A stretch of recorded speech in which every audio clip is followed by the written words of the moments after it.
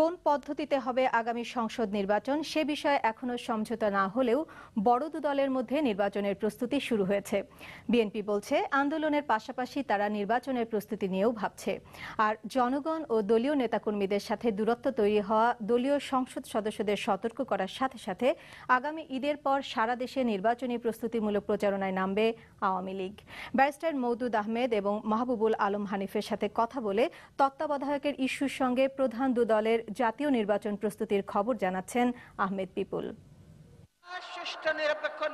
নির্বাচনী ইস্যুতে উত্তপ্ত রাজনীতির মাঠ। সরকার বলছে সংসদীয় রীতিতেই আগামী নির্বাচন, আর বিরোধী দল তত্ত্বাবধায়ক সরকার ব্যবস্থায় নির্বাচনের দাবি করে আসছে। কিন্তু এ বিষয়টির সমাধান কবে তা দুপক্ষের কথাবার্তা ও আচরণে এখনো স্পষ্ট নয়। গণতন্ত্র আছে, জনগণ ভোট দেবে, নির্দলীয় নিরপেক্ষ সরকারের অধীনে নির্বাচন করবে।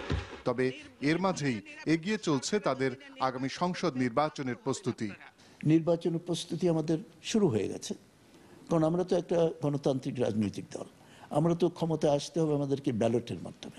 সুতরাং আন্দোলনও চলবে, আর নির্দলীয় সরকার অধীনে নির্বাচনের জন্য যে ধরনের প্রস্তুতির প্রয়োজন সকল প্রস্তুতি গ্রহণ করা হবে। আমাদের জাতীয় সংসদ নির্বাচনের প্রস্তুতি আমরা নেওয়া শুরু করেছি। বিভিন্ন আসন ভিত্তিক আমাদের জরিপের কাজ চলছে। ইতিমধ্যে বেশ কিছু তথ্য আমাদের কাছে এসেছে। আগামী রোজার ঈদের পর থেকে আমাদের আবার বিভিন্ন জেলা উপজেলা পর্যায়ে নির্বাচনের টার্গেট নিয়ে আমরা আবার এই সভা সমাবেশ করে আমরা সংগঠনকে আরও বিস্তৃত করব। প্রতিটি সংসদীয় আসনেই দু দলের একাধিক প্রার্থী রয়েছে। ক্ষমতাসীন আওয়ামী লীগে এই প্রতিদ্বন্দ্বিতা সবচেয়ে বেশি, তাই প্রার্থী চূড়ান্ত করাই দলটির সামনে বড় চ্যালেঞ্জ। আর এমন পরিস্থিতিতে বিএনপি সন্তোষজনক অবস্থায় রয়েছে বলে মনে করেন দলটির নীতি নির্ধারকেরা। যাকে দলের থেকে নমিনেট করা হবে সেই অফিসিয়াল প্রার্থী হিসেবে কাজ করবে, বাকি সবাইকে তাকে সমর্থন দিতে হবে। এইভাবেই এখন এই প্রক্রিয়া চলছে। এটা 250, আমার ধারণা 250 আসনে কোনো সমস্যাই হবে না।